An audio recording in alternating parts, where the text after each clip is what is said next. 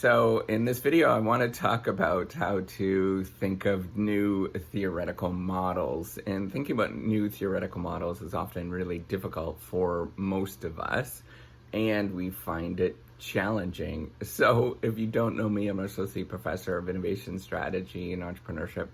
And I created this whole reciprocity project to give back as much as I possibly can. There were so many people who helped me out that I wanted to pay the favor for it and help you out as much as I possibly can. So new theoretical models, what am I thinking about new theoretical models? Well, this is where you imagine the world using a set of constructs to explain something about those particular constructs. So it's a little difficult to sort of explain what theory is unless you've actually sort of taken a deep dive into it, because it's not necessarily about one particular relationship. Sometimes it is. It's not necessarily about explaining one construct or one idea. Sometimes it is. Sometimes it's really big and it explains many different things. And what we're looking at is some sort of idea or, closely related set of ideas, a new set of imagery to explain the world around us and to explain a greater portion of the world around us. And that's often kind of a difficult thing for most of us to think about.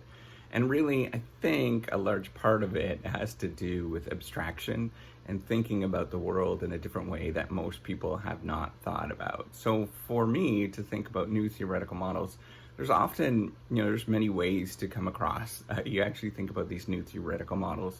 And, for me, there's really two sort of fundamental ways. The first way is to read the literature and take a deep dive into what other people said. And so both ways you kind of have to do that. You have to get a sense of what other people have said to sort of get an idea of where you should go next. And sometimes people will write something that will spark your imagination and you'll say, that was kind of interesting. And you'll go into that particular direction that you've never thought about. Now, the second way is a little more, so that's kind of more deductive. And the second way is a little more inductive, where what you're going to do is think about the world in your own terms and how you are going to imagine things. It's a lot more democratic, I guess, where you are going to think about the world that other people haven't thought about. Now, the nice thing by using this sort of inductive way, where you sort of ponder based on your own imagination, is that nobody else is going to have the same experiences as you. So you are likely to dream up some sort of idea that nobody else has done.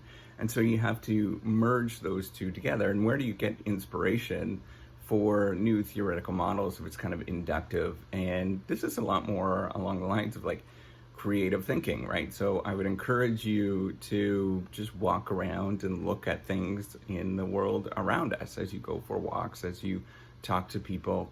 Really take a step back and imagine yourself or imagine the world in kind of a third party where you are viewing the world differently, as if you're kind of watching it and observing it and watching yourself or watching the things that you see in a new way, right? So if you're looking at the sun, for example, on a nice sunny day, and you start imagining, you start seeing things that you wouldn't have saw before, maybe you should sort of think about that. So one of them is like sunspots, for example, right? So you can use an analogy of what a sunspot is to, thinking about other things in your life. It's kind of like taking one step.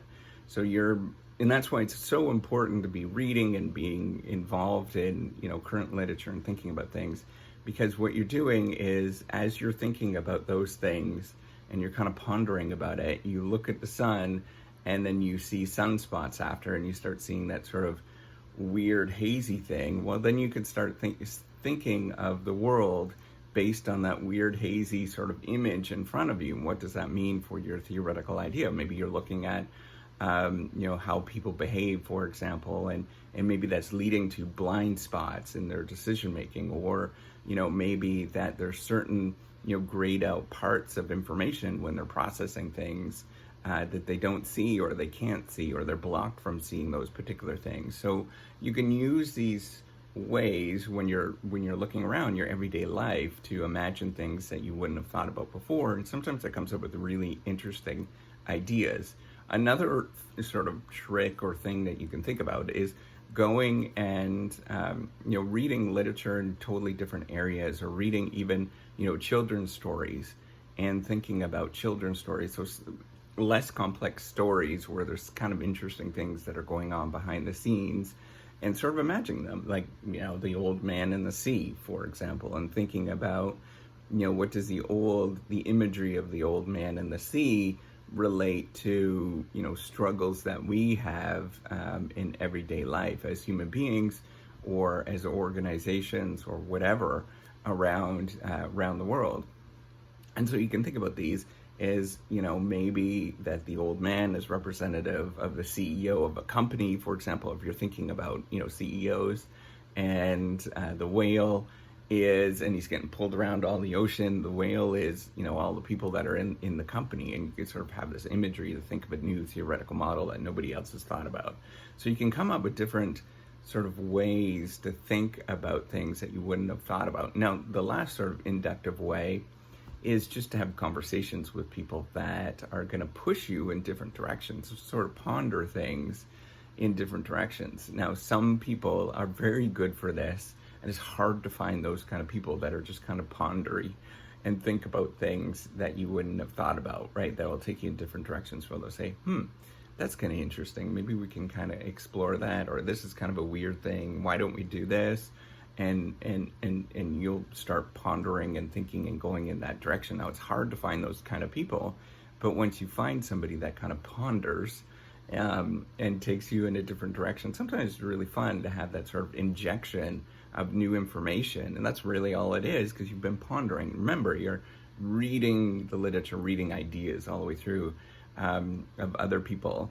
And then you talk to somebody and they ponder in this sort of random insight. Maybe it is, you're talking a theoretical physicist, and they start talking about this weird idea that they're doing in theoretical physics, and they inject that idea into your own theoretical model, and then you're like, that really changed things. Now, you don't have to talk about, when you write up or think about those ideas, you don't necessarily have to explicitly talk about them unless you're boring heavily, but you can sometimes use that imagery in terms of imagining new things. And a lot of theoretical ideas is analogies or imagery that we haven't thought about before, or just coming in a different lens where they imagine.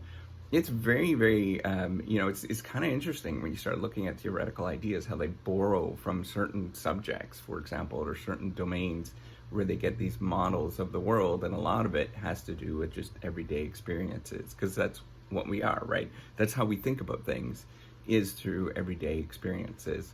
So that's all I want you to think about, is sort of, these different ways of thinking about theoretical models, where you are, and really what I'm getting you to think about is just imagery, and getting you to think about the backdrop. Because what after that, once you have that sort of backdrop or imagery, you can kind of start exploring in different ways that you wouldn't have explored before, based on that imagery, right? So for example, you start viewing the world in terms of flows, and maybe you're sort of drifting down streams, for example. Well, then you start looking at literature that sort of would talk about that, or think about that you wouldn't have talked about before. There is literature that talks about knowledge flows, for example, so you might sort of think about that and get that imagery that you wouldn't have gotten about, or wouldn't have talked about before, or thought about before. So just explore and imagine the world in different ways, and sometimes you get some really cool images that you wouldn't have thought about before. Now, that's the easy part. The hard part is actually building that out, so it's actually coherent and it makes sense. It's very difficult to do that part, and that's the big challenge, is to connect it with existing literature and to sort of highlight the sort of new imagery that you have. And that's where it's going to take a lot of work, a lot of iteration, and continuously coming back.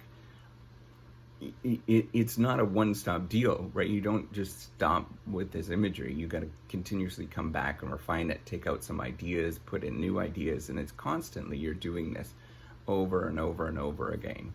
So with that, hopefully this gives you some some ideas in terms of when you're thinking of new theoretical models. Go out there and try to explore and imagine new things. Good luck. All right, take care and have a wonderful day. Bye.